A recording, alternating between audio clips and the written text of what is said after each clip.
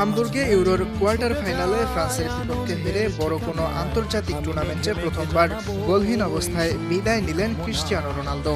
শুধু তাই নয়, ইউরোয় এক আসরে সর্বোচ্চ সংখ্যক শট নিয়েও গোল না পাওয়ার রেকর্ডে যৌথভাবে ভাগ বসিয়েছেন আল নাসর তারকা।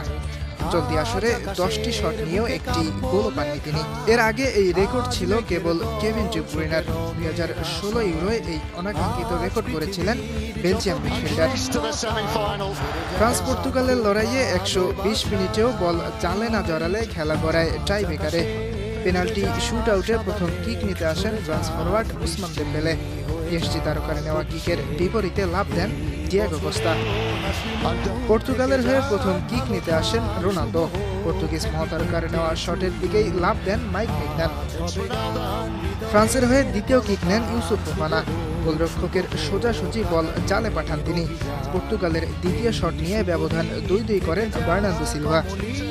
বিপত্তি বাধে তৃতীয় শটে। ফ্রান্সের হয়ে জুলে কুন্দে গোল করতে পারলেও ব্যর্থ হন পর্তুগালের জোয়াও ফেলিক্স।